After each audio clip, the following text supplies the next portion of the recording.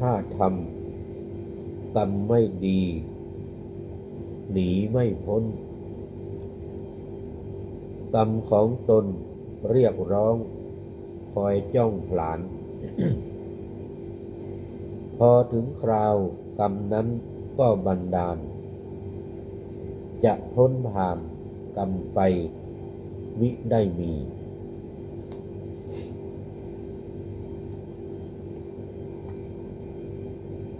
ขอถวายความนอบน้อมแด่พระรัตนตรัยมีพระพุทธเจ้าเป็นต้นขอถวายความเคารพพระมหาเถระพระเถรานุเถระเจ้าคณะพระสังฆาธิการทั่วโลกมีพระเดชพระคุณพระธรรมเสนาบดีเจ้าคณะภาค7วัดพระธาตุดอยสุเทพเป็นต้นและขออำนวยพรแด่ท่านผู้ฟังท่านผู้ชมสาธุชนพุทธบริษัททั้งหลายวันนี้รายการธรรมะหลังธรรมวัดเย็น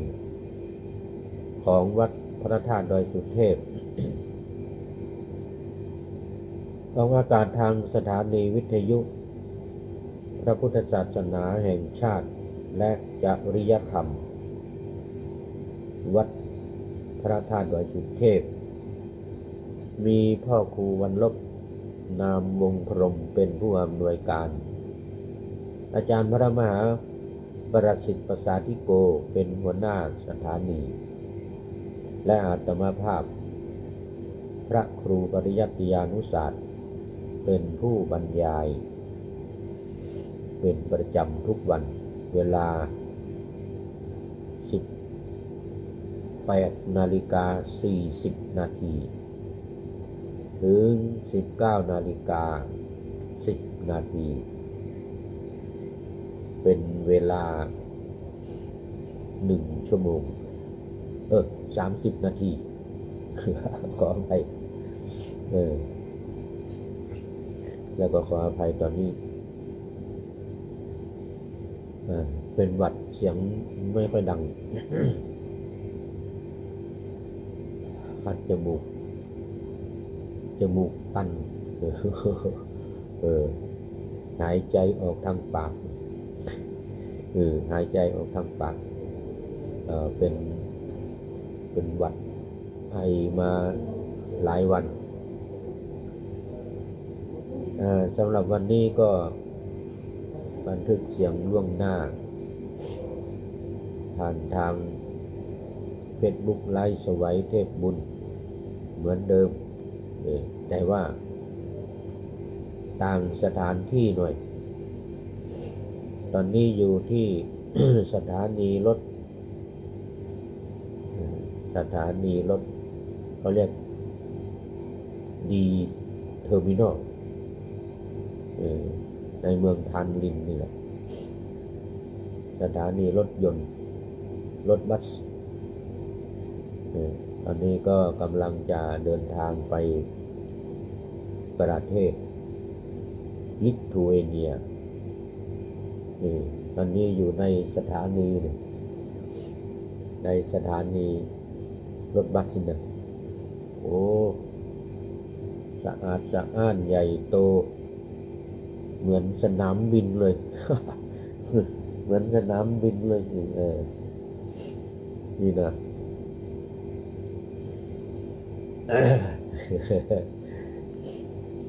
เดี๋ยวรถบัสจะเดินทางโดยรถบัสจะออก4:45และจะไปถึงลิทัวเนียประเทศลิทัวเนียวันพรุ่งนี้ตอนเช้า7:15 นาทีใช้เวลาเดินทางกี่ชั่วโมงเนี่ยเดี๋ยวนับดูก่อน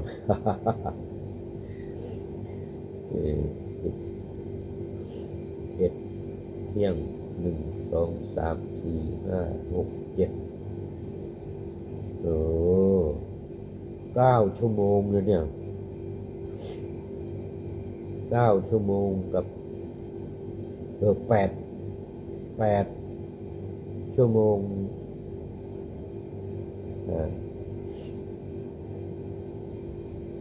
เดี๋ยวมันต้องหักออก8 ชั่วโมง30 นาทีนะเรานี่8 ชั่วโมงกว่าออกจากนี้4 ทุ่ม 45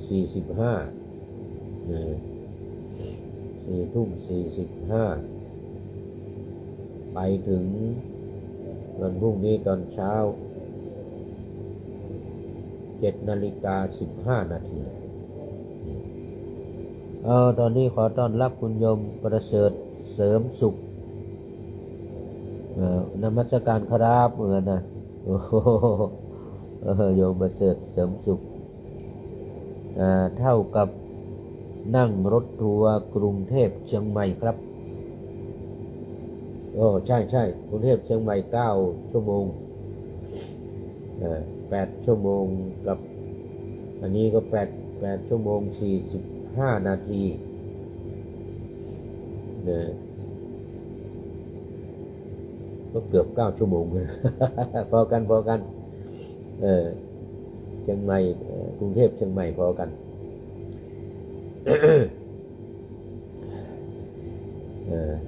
ตอนนี้ก็เพิ่งลงเรือมา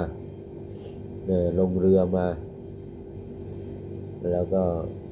มาถึงสถานีนี้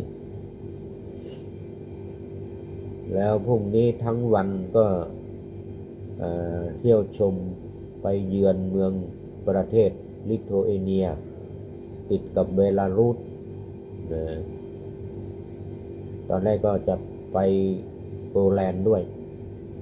แต่ว่าต้องคืนตั๋วซื้อตั๋วแล้วต้องคืนเพราะว่ามันไปไม่ได้เขาปิดชายแดนปิดพรมแดนคือระหว่างโปแลนด์กับลิทัวเนียเนี่ยเขาปิดตอนนี้มันอันตรายเขาถูกภัยอันตรายจากโดรนของรัสเซียเข้าไป20 กว่าอันแล้วว่าไงนะ20 กว่า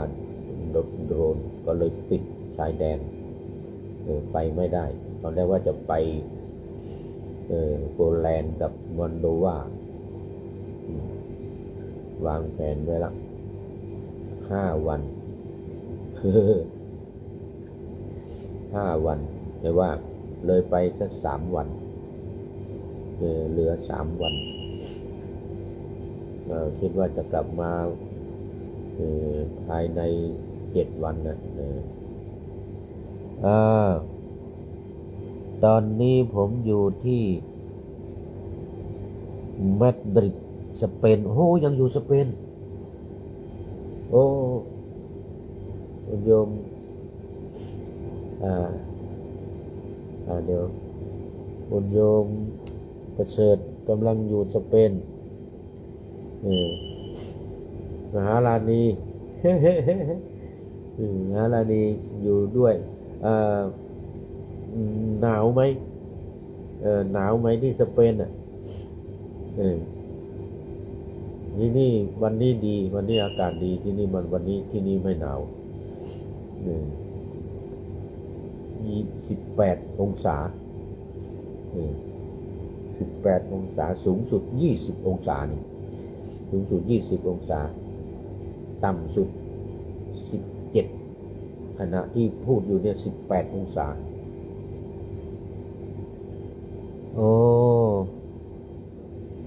บอกว่าอยู่ด้วยกันครับ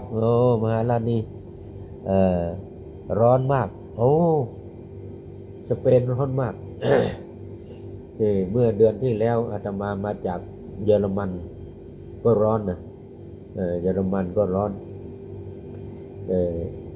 เดือนที่แล้วมาจากเยอรมัน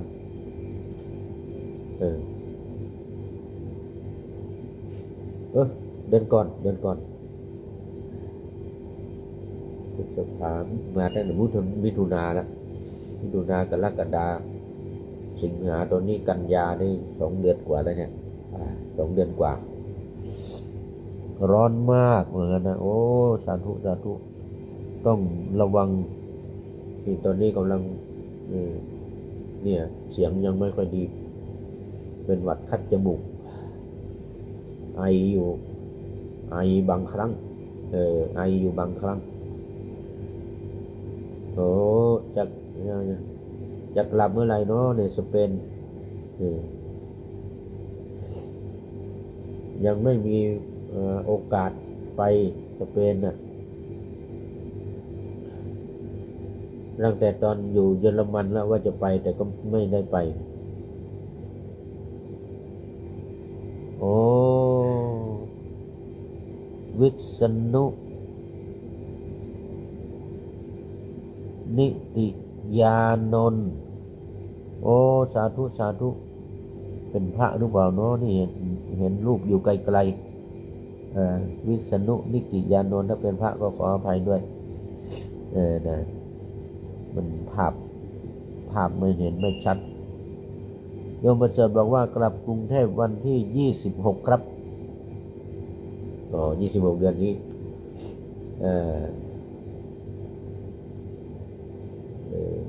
กันยา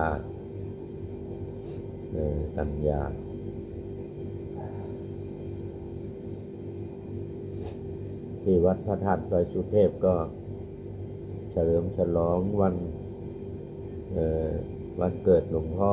อายุวัฒนมงคล76 ปีวันที่2แล้วก็วันที่12วัดพระธาตุดอยสะเก็ด80 ปีวันที่17ที่ผ่านมานี้เมื่อวานวันซืนเมื่อวันซืนเมื่อวานเนี่ยวันที่17วัดพระธาตุดอยสุเทพก็เจริญพุทธมนต์สืบชะตาหลวงถวายหลวงพ่อพระพรหมเสนาบดีอดีตเจ้าคณะภาค7ตอนนี้เป็นที่ปรึกษามศ.มหาเถรสมาคมก็มาฉลองที่เชียงใหม่เจริญพุทธมนต์สืบชะตาหลวงไปแล้ว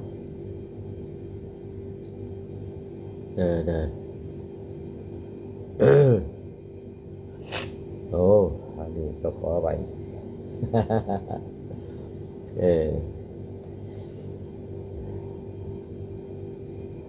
ตอนนี้ก็เข้ามาสู่เนื้อหาสาระของธรรมะประจำวันนี้กันเลยอยู่ในหัวข้อเดิมแต่ว่านัยยะที่3ทำเป็นอุปการะเฉพาะแก่อานาปานสติภาวนาเฉพาะแก่อานาปานสติภาวนานัยยะที่3ก็มาในปัญจกนิบาตอังคุตรนิกายพระสูตรตันตปิฎกเล่มที่22เล่มที่22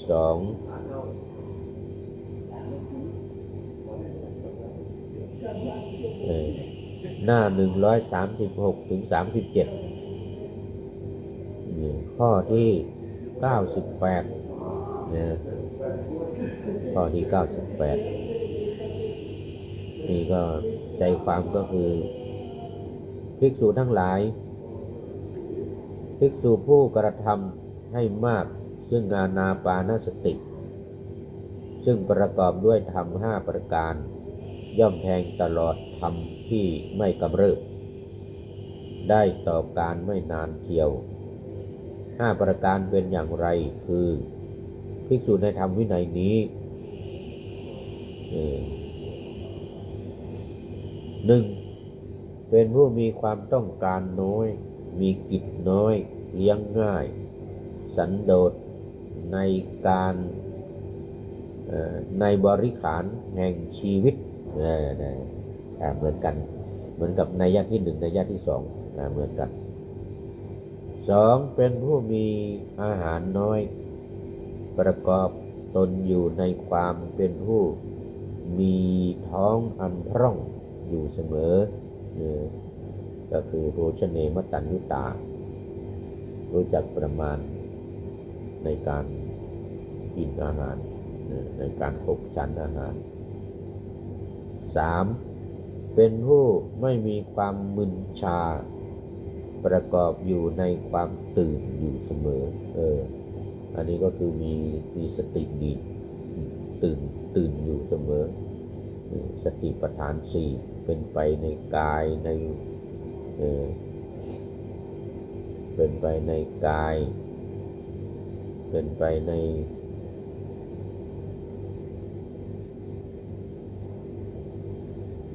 เวทนาเป็นไปในจิตและเป็นไปในธรรมกายเวทนาจิตธรรมสม่ำเสมอไม่มึนชาอันนี้ต่างจากนัยยะที่สองที่ผ่านมานะในนัยยะที่สองที่ผ่านมานั้นเป็นผู้ที่มีความมึนชา อาจจะมึนชาเพราะเสพสิ่งเสพติดเสพสิ่งเสพติดต่างๆสุรายาเมายาบ้ายาอียาเลิกยาอะไรต่างๆจึงจะทำให้มึนชาแต่ว่านี่ไม่มีความมึนชาก็คือห่างไกลจากสิ่งเสพติดทั้งหลายมีสุราเมรัยเป็นต้น 4. ย่อมเป็นผู้ถือการอยู่ป่าเป็นวัดเป็นผู้อยู่ในเสนาสนะอันสงัดนี่เข้าหลักการเข้าหลักการปันตัญจะสยนาสนังอยู่ในที่อันสงัดปันตัญจะสยนาสนังอันนี้ในโอวาทปาติโมกข์หนึ่งในวิธีการ6หลักการ 3อุดมการณ์ 4วิธีการ6อันนี้อยู่ในป่าเป็นวัดอยู่ในเสนาสนะอันสงบสงัดเรียกว่าปันตัญจะสยนาสนังอยู่ในเสนาสนะอันสงัดแล้วก็อีกอย่างหนึ่งการอยู่ในที่อันสงบสงัดเช่นอยู่ในถ้ำอยู่ในเรือนว่างสุญญาคาเลอภิลัมมามีติอภิลัมมะอภิลัมมามิโอ้ข้าพเจ้านี่ชอบอยู่ในเรือนว่างอยู่ในภูเขาหรืออยู่ในป่าเป็นประจำตลอดแต่ไปพูดอวดไม่ได้นะแต่ไปพูดอวดไม่ได้ทำได้แต่ไปพูดอวดให้โดยเฉพาะไปพูดอวดให้ญาติโยมฟังเป็นอาบัติปาราชิกถ้าเป็นจริงก็เป็นอาบัติปาจิตตีอยู่เพราะฉะนั้นจะไปพูดเองไม่ได้อย่าไปพูดให้ญาติโยมฟังไม่ได้พูดกับพระด้วยกันเนี่ยได้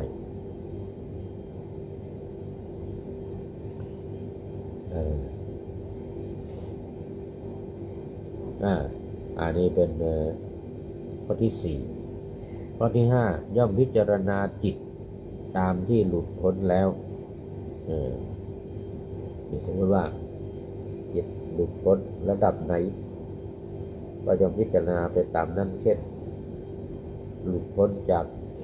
สัมโยชน์3ประการเบื้องต้นสักกายทิฏฐิวิจิกิจฉาศีลวัตตปรมาสนี่นะเป็นโสดาบันเราเรียกว่าระดับต่ำสุดได้หลุดพ้นต่ำสุดระดับโสดาบัน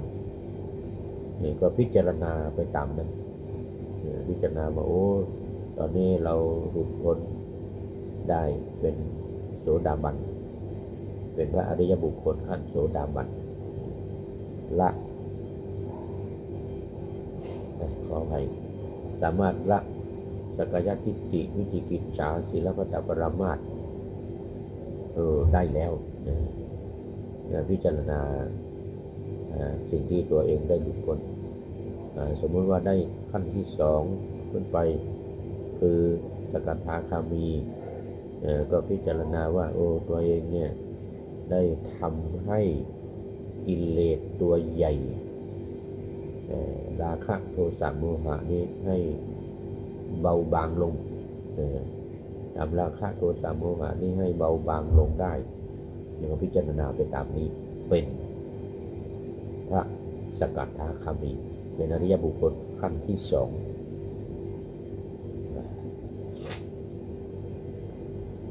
ต่อไป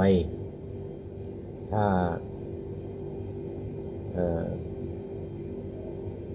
รู้เรื่องของกามราคะและปฏิฆะสองอย่างนี้เลยสองอย่างนี้ละสองอย่างนี้คือกามราคะคือความใคร่ในกามคุณทั้งหลายรูปเสียงกลิ่นรสสิ่งของที่มาถูกต้องกายทางเนื้อทางหนังละได้เป็นพระอนาคามี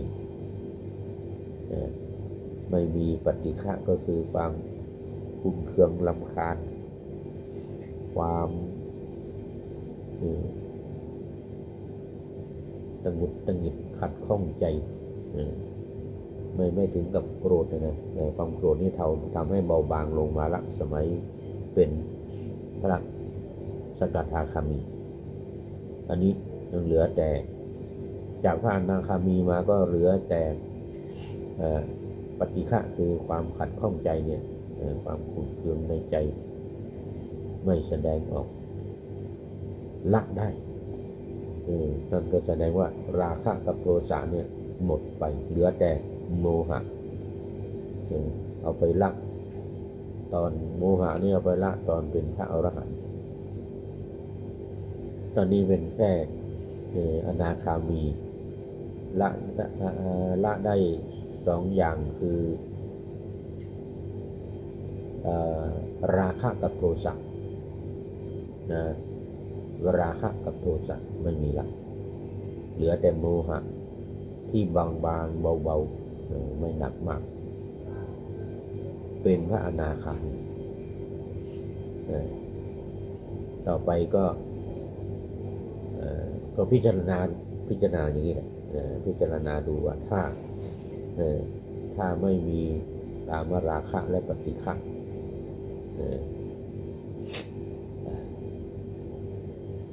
ได้โอลัมภาคิยสังโยชน์เบื้องต่ำละโอลัมภาคิยสังโยชน์เบื้องต่ำเป็นพระอนาคามีขั้นตอนต่อไปรู้แจ้งรู้ชัดเข้าใจแจ่มแจ้งในอุทธัมภาคิยสังโยชน์เบื้องบนเนี่ยรูปราคะอรูปราคะมานะอุทธัจจะและอวิชชารู้เข้าใจชัดเจนแจ่มแจ้งเรียกว่าอรหัตตมรรค6 ข้อเนี่ยอยู่ในอินทรีย์22คืออัญญินทริยังอัญญินทริยังตั้งแต่บรรลุโสดาบันแล้วก็สกทาคามีมรรคสกทาคามีผลอนาคามีมรรคอนาคามีผลและอรหัตตมรรคคือรู้สังโยชน์ละได้ไป5 ข้อเบื้องต่ำเบื้องล่างแล้วก็รู้สังโยชน์ข้อที่6 7 8 9 10อีกก็เป็นอรหัตตมรรคข้อที่21ของอินทรีย์22เนี่ยข้อที่21เรียกอัญญินทริยังส่วนข้อที่22อัญญาตาวินทรีย์คือรู้ว่ารู้แล้ว คือละแล้วบรรลุได้แล้วละสังโยชน์เบื้องบน10ประการเนี่ยได้5ประการเนี่ย6 7 8 9 10เนี่ยรูปราคะอรูปราคะมานะอุทธัจจะและอวิชชาเนี่ยละได้หมดเป็นพระอรหันต์เรียกว่าอรหัตผลขั้นสุดท้ายนี่ก็พิจารณาไปพิจารณาอย่างไงก็พิจารณาดูว่ารูปราคะความใคร่ในรูปอรูปราคะความใคร่ในอรูปซึ่งหมายถึงรูปฌานกับอรูปฌานเรามีไหมไม่มีแล้วขอไปไม่มีแล้วก็ผ่านได้มานะอีก9อย่างเรามีไหมตรวจสำรวจตรวจดูพิจารณาดูว่าเราได้หลุดพ้นหรือยังความถือตัวว่าดีกว่าเขาด้อยกว่าเขาเสมอเขาเนี่ยตัวเองด้อยกว่าเขาก็ไปคิดว่าตัวเองเนี่ยด้อยกว่าเขาดีกว่าเขาแล้วก็เสมอเขาแล้วก็ดีกว่าเขาเนี่ยตัวเองเสมอเขาแต่ไปถือตัวว่าด้อยกว่าเขาด้อยกว่าเขาเสมอเขาและดีกว่าเขาเนี่ยอันนี้ก็เป็นมานะชุดที่2ชุดที่3ตัวเองนี่เป็นคนดีเลิศกว่าเขาหลุดพ้นก็หลุดพ้นมากกว่าเขาแล้วอย่างนั้นแต่ทำตัวเองมีมานะถือตัวเองว่าด้อยกว่าเขาเสมอเขาหรือถือตัวว่าเด่นกว่าเขาดีกว่าเขานี่ก็เป็นมานะเหมือนกันเป็นการถือตัวทิฏฐิภมานะกษัตริย์ถ้าถือตัวว่าเป็นกษัตริย์ถือตัวว่าเป็นนั่นนี่ถือตัวว่าเป็นพระถือตัวว่าเป็นอรหันต์ถือตัวว่าเป็นสักกทาคามีอนาคามีนี่นะอันนี้เรียกว่ามีมานะอยู่ปฏิเก้าอุทธัจจะเรามีไหมคือความขุ่นเคืองความฟุ้งซ่านจิตที่ไม่สงบชัดสายไปมาเนี่ยเรามีไหมเป็นสมาธิไหมอย่างเงี้ยจิตเป็นสมาธิหรือไม่เป็นสมาธิมันฟุ้งซ่านหรืออยู่กับที่อยู่ดีกับที่หรือเปล่าอย่างเงี้ยนะจิตใจมั่นคงไหมเป็นสมาธิดีไหมนี่คืออุทธัจจะตรวจเช็คอย่างนี้แล้วก็สุดท้ายอวิชชาเรายังมีอยู่หรือเปล่าที่ว่าไม่รู้เนี่ยไม่รู้อริยสัจ4ประการนะยังไม่รู้อะไรอีกทุกข์สมุทัยนิโรธมรรครู้แล้วหรือยังเข้าใจแล้วหรือยังรู้แล้วก็สมุทัยเนี่ยละได้หรือยังเพราะว่ามันเป็นสิ่งที่ต้องละมันจะต้องให้เป็นปาหีนันติเมอย่างว่าพิกเวแล้วก็นิโรธการดับทำให้แจ้งแล้วหรือยังคือรู้ว่าดับตัณหาทั้ง3หรือยังเนี่ยกามตัณหาภวตัณหาวิภวตัณหาเนี่ยมันดับแล้วหรือยังเนี่ยถ้ารู้อย่างนี้เรียกว่าทำให้แจ้งทำให้ชัดเจนทำให้แจ้งสุดท้ายมรรคข้อปฏิบัติให้ถึงความดับทุกข์ได้ปฏิบัติหรือยังแล้วได้เข้าถึงการดับทุกข์หรือยังตามมรรคมีองค์8ประการเนี่ยครบหรือเปล่าทั้ง8อย่างสัมมาทิฏฐิเป็นต้นสัมมาสมาธิเป็นที่สุดอันนี้เรียกว่าตรวจดูความหลุดพ้นของตัวเองภิกษุทั้งหลายภิกษุผู้กระทำให้มากซึ่งอานาปานสติประกอบด้วยธรรม5ประการเหล่านี้แลย่อมแทงตลอดธรรมที่ไม่กำเริบคือนิพพานย่อมบรรลุนิพพานได้ต่อการไม่นานเทียวต่อเวลาการไม่นานก็จะได้บรรลุนี่หมดเวลาพอดี คุณโยมประเสริฐเสริมสุขก็เป็นท่านสุดท้ายที่เข้ามาในรายการวันนี้เราสู่เส้นชัยของรายการแล้วอนุโมทนาเป็นอย่างยิ่งแล้วก็ท้ายรายการข้อคิดประจำวันนี้ก็คือถ้าทำกรรมไม่ดีหนีไม่พ้นกรรมของตนเรียกร้องคอยจ้องผลาญพอถึงคราวกรรมนั้นก็บันดาลจะพ้นผ่านกรรมไปมิได้มี